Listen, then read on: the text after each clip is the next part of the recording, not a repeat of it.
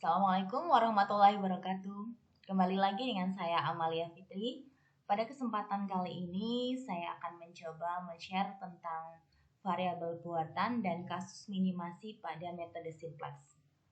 Sebelumnya, pada video sebelumnya sudah saya bahas mengenai bagaimana kita menyelesaikan sebuah permasalahan optimasi dengan menggunakan metode simplex untuk masalah memaksimumkan. Kemudian pada video ini akan dibahas mengenai variabel buatan dulu dan kasus minimasi. Pertama, variabel buatan. Variabel buatan sebetulnya itu apa? Variabel buatan itu adalah variabel boneka yang sengaja dimunculkan untuk melanjutkan proses dengan menggunakan metode simplex. Jadi dalam kenyataan, variabel buatan ini tidak ada. Kemudian karena tidak ada, maka di akhir program variabel ini harus keluar. Karena kalau sampai dengan di akhir program variabel buatan ini masih ada di basis, maka kasus ini berarti adalah kasus yang tidak memiliki penyelesaian. Oke, kita masuk ke contohnya dulu. Nah, pertama ada sebuah kasus seperti ini ya dengan model matematiknya. Memaksimumkan nilai Z sama dengan 2X tambah Y. Kemudian fungsi pembatas yang pertama X tambah Y lebih dari sama dengan 10, X kurang dari sama dengan 8, Y kurang dari sama dengan 7, kemudian XY lebih dari atau sama dengan 0. Untuk menyelesaikan dengan menggunakan metode simplex berarti kita ubah dulu dari pertidaksamaan ini menjadi bentuk persamaan. Untuk tanda pertidaksamaan lebih dari di sini supaya menjadi sama dengan, maka di sini kita kurangkan dengan variabel surplus. Kalau untuk yang bertanda kurang dari seperti pada video sebelumnya, berarti kita tambahkan dengan variabel yaitu variabel slack. Kemudian nanti fungsi tujuannya pun juga kita ubah juga. Sehingga ini fungsi pembatas yang pertama X tambah Y dikurangi S1 itu sama dengan 10, kemudian X tambah S2 sama dengan 8, Y tambah S3 sama dengan 7, kemudian di sini XY, S1 dan S2 lebih dari sama dengan 0. Kemudian otomatis di fungsi tujuannya ini juga berubah menjadi Z sama dengan 2X tambah Y ditambah 0S1, 0S2 ditambah lagi juga 0S3 ya seperti ini. Kemudian kalau sudah kita peroleh dalam bentuk persamaan semacam ini, sekarang kita tuliskan variabel-variabel koefisien yang ada di fungsi pembatas. Ya, di sini berarti pembatas pertama 1, 1, kemudian min 1-nya 1, S2-nya 0 dan S3-nya 0. Nah, kita tuliskan sampai dengan baris ketiga sehingga menjadi seperti ini. Nah, sekarang kita lihat lagi dari matriks ini, apakah kolom-kolom di matriks ini itu bisa membentuk matriks identitas. Sekarang kita lihat ya. Di sini ternyata pada baris pertama, kolom pertama di sini ini min 1, berarti belum bisa membentuk matriks identitas. Kalau belum bisa membentuk matriks identitas, maka tidak bisa kita langsung masukkan ke program sebagai basis ya. Sehingga kita ubah dulu, kita tambahkan dulu satu kolom variabel buatan. Di sini kita munculkan variabel buatan supaya kita bisa melanjutkan ke tabel simplexnya. Karena di sini yang menyebabkan tidak menjadi matriks identitas, maka kita tambahkannya adalah variabel buatannya dengan kolom 1, 0, 0. Semacam ini ya, sehingga sekarang kita sudah bisa membentuk matriks identitas ya dengan kolomnya adalah XA, kemudian S2 dan S3. Variabel-variabel ini yang kemudian kita masukkan sebagai variabel dasar basis.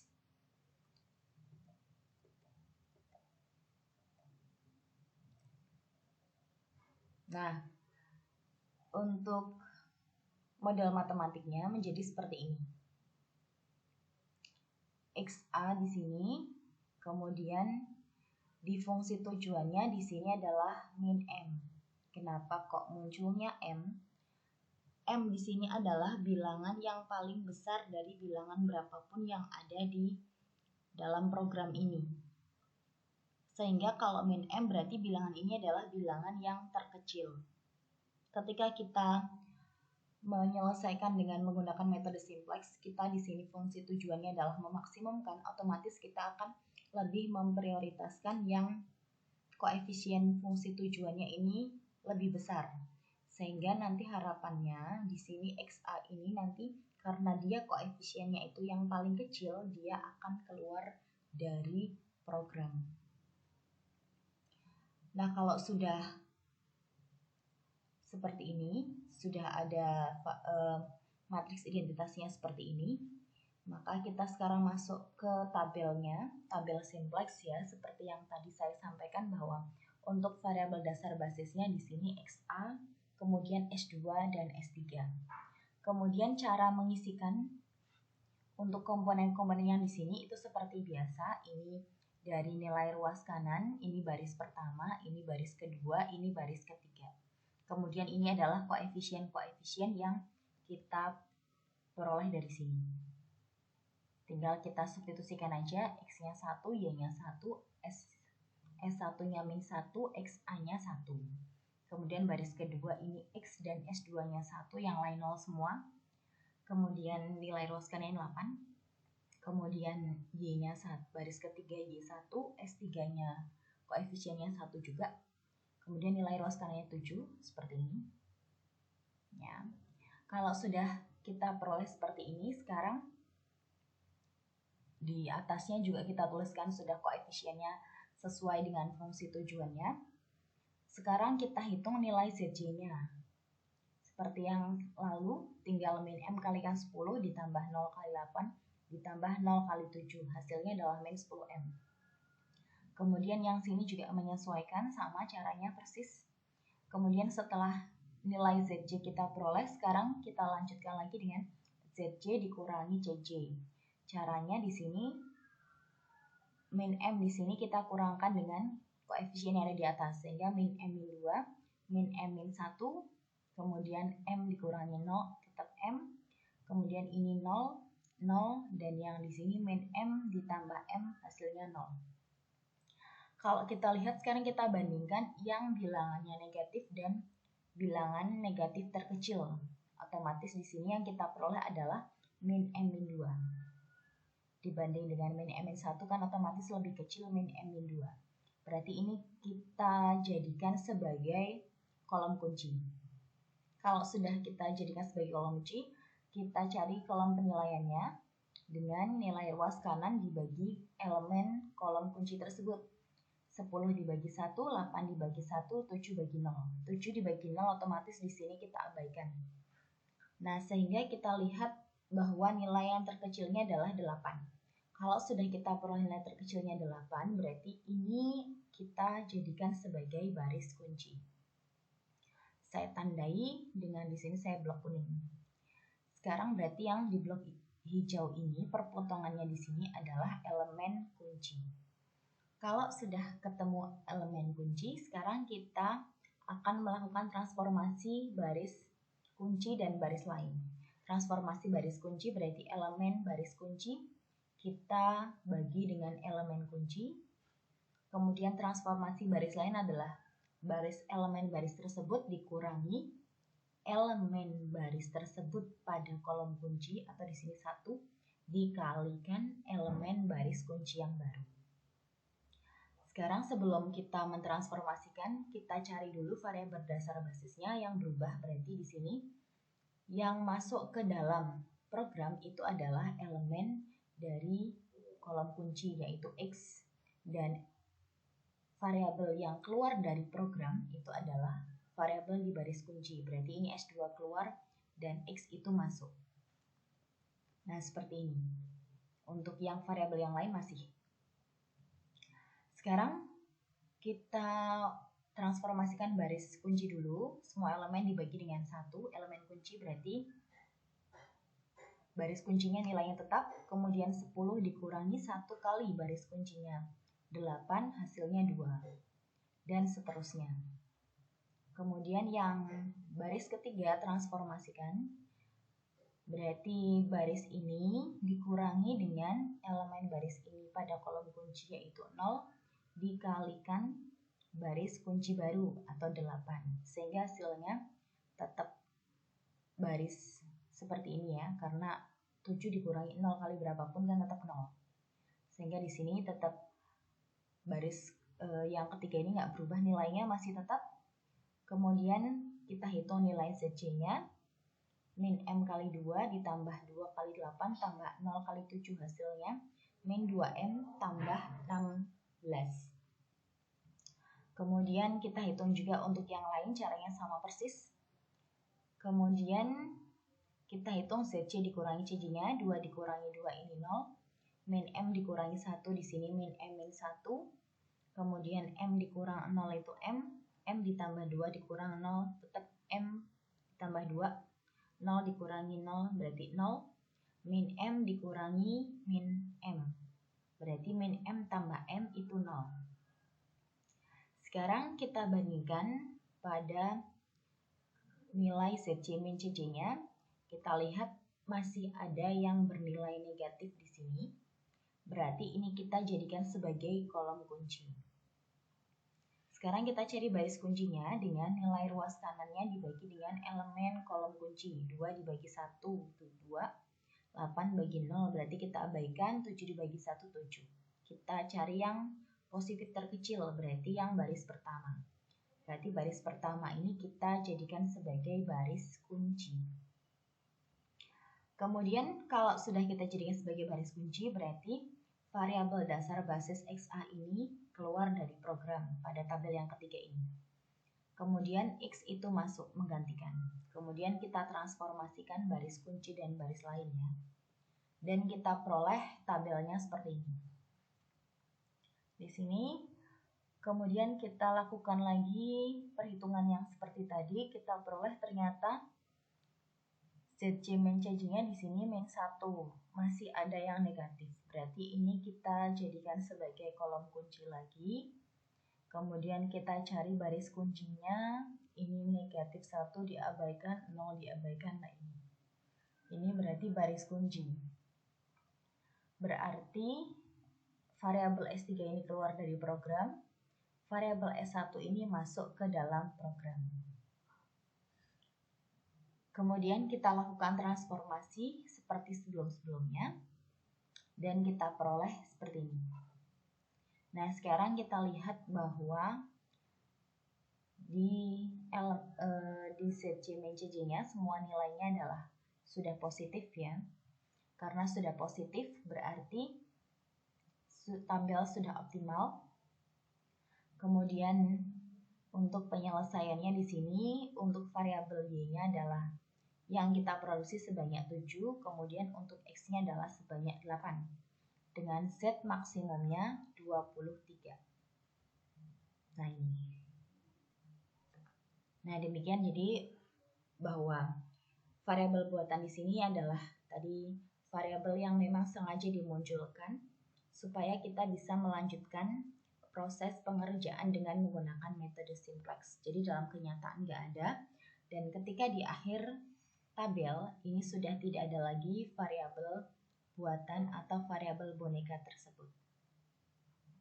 Kalau di sini ternyata masih ada, bagaimana? Kalau ternyata masih ada, berarti kasus tersebut tidak punya penyelesaian atau merupakan kasus ketidaklayakan.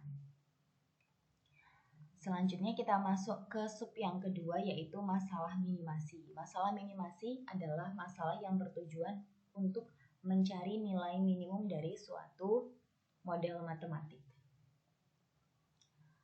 Kemudian kalau kita mau menggunakan metode simplex, di dalam metode simplex itu tidak dikenal prosedur meminimumkan.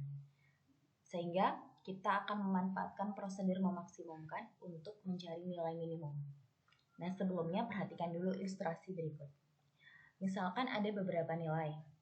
Ada 2, 5, 8, dan 10. Kemudian kita ingin mengetahui nilai yang terkecil.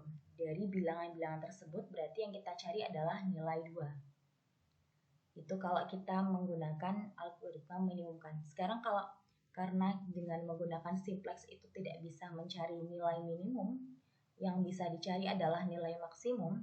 Kemudian caranya bagaimana? Nah, sekarang berarti dari nilai-nilai tadi 2, 5, 8, dan 10 itu pertama kita kalikan dulu dengan min 1. Sehingga kita peroleh min 2, min 5, min 8, dan min 10. Kalau sudah kita dapatkan seperti ini, min 2, min 5, min 8, dan min 10, sekarang kita cari nilai maksimumnya. Otomatis yang kita temukan adalah min 2. Kalau sudah kita temukan min 2, maka kita kembalikan lagi, kita kalikan min 1 lagi. Sehingga kita peroleh bahwa nilai minimum itu sama dengan min nilai maksimum, yaitu 2. Nah, itu juga yang akan kita lakukan ketika kita akan menyelesaikan sebuah model matematik dengan menggunakan metode simplex untuk mencari nilai minimum. Sekarang ada suatu contohnya seperti ini. Satu contoh model matematiknya minimumkan nilai T dengan fungsinya adalah 2x ditambah 3y. Kemudian ini harus memenuhi x tambah y kurang dari sama dengan 30. Kemudian y dikurang x lebih dari sama dengan 10. Kemudian xy lebih dari sama dengan 0. Pertama kita ubah dulu dari masalah minimum menjadi masalah maksimum. Caranya bagaimana? Seperti yang tadi. Berarti kita T minimumnya itu sama dengan min Z maksimum. Berarti kita cari dulu sekarang fungsi kita menjadi maksimumkan nilai Z sama dengan min 2x min 3y. Jadi fungsi tujuannya yang kita kalikan negatif. Kemudian untuk fungsi batasnya bagaimana? Masih tetap tidak berubah, dia tidak dikalikan. Jadi masih tetap x tambah y kurang dari sama dengan 30 dan seterusnya. Kalau sudah seperti ini, sekarang berarti karena sudah bertujuan mencari nilai maksimum, berarti sudah bisa kita lanjutkan seperti menyelesaikan metode simplex yang sebelumnya. Sekarang berarti kita langkah selanjutnya adalah mengubah dari pertidaksamaan ini menjadi bentuk persamaan dan kita ubah fungsi tujuannya. Kemudian dari pertidaksamaan ini, karena di sini kurang dari, supaya menjadi sama dengan, di sini kita tambahkan S1. Yang di sini karena ini lebih dari, supaya menjadi sama dengan, berarti di sini dikurangi S2. Kemudian karena ini dikurangi S2, otomatis nantinya dalam matriksnya itu kan di sini menjadi min 1. Karena min 1, maka di sini tidak bisa membentuk matriks identitas, maka kita tambahkan dengan variabel buatan atau boneka. Jadi setiap variabelnya di sini itu min, untuk variabel tambahannya min S2, min S3 gitu, langsung kita tambahkan aja variabel buatannya adalah tambah XA. Nah, kemudian setelah itu di sini berarti fungsi tujuannya juga berubah menjadi min 2x min 3y. Kemudian karena ini ada variabel tambahan ditambah 0S1 tambah 0S2. Kemudian juga ada variabel buatan atau boneka. Berarti di sini menjadi min MXA. Kalau sudah seperti ini, sekarang berarti kita bisa langsung masuk ke dalam tabel. Nah, ini kita masuk ke tabel ya. Jadi seperti biasa kita masukkan variabel dasar basisnya adalah yang bentuk matriks identitas, berarti S1 dan XA. Kemudian ini nilai ruas kanannya 30 dan 10. Kemudian ini adalah koefisien pada pembatasnya.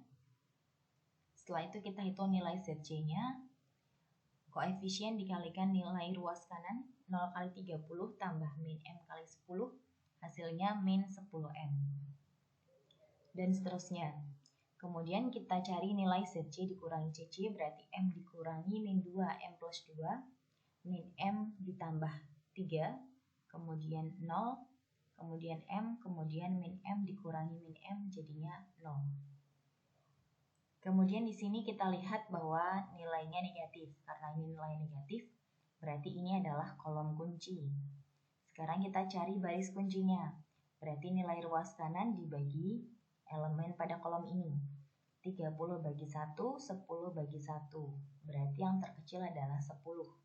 Ini kita jadikan sebagai baris kunci. Kalau sudah jadi baris kunci, sekarang berarti kita lakukan transformasi. Sebelumnya kita tentukan dulu yang masuk ke dalam basis itu siapa. Berarti ini variabel baris kunci keluar, variabel kolom kunci itu masuk, berarti di sini Y. Kemudian yang lainnya kita lakukan transformasi baris kunci dan baris lain. Kemudian kita peroleh seperti ini. Nah, kemudian sekarang kita lihat bahwa ternyata ini nilainya min 3 tambah M. Ini positif atau negatif? Anda ingat lagi bahwa M itu adalah, M sendiri itu bilangan yang terbesar. Bilangan terbesar yang ada dari program ini dibandingkan semua bilangan di program ini. Jadi misalnya di sini ada M dikurangi 1000, itu masih tetap dia positif karena M lebih dari 1000. Misalkan M dikurangi 10.000 pun juga di sini masih tetap positif karena M itu adalah bilangan yang lebih besar dari bilangan berapapun yang di sini. Sehingga di sini kalau min 3 tambah M itu adalah di sini itu sudah positif ya. Nah, karena sudah positif semuanya, maka berarti ini programnya sudah optimal. Berarti sudah bisa kita tentukan penyelesaian optimalnya, yaitu Y sama dengan 10, untuk X-nya sama dengan 0, dan Z maksimumnya itu min 30. Sementara yang kita cari tadi T minimum. T minimum itu sama dengan min Z maksimum. Berarti T minimumnya adalah min 30, hasilnya 30. Nah, demikianlah untuk materi variabel buatan dan masalah minimasi. Sekian dari saya. Assalamualaikum warahmatullahi wabarakatuh.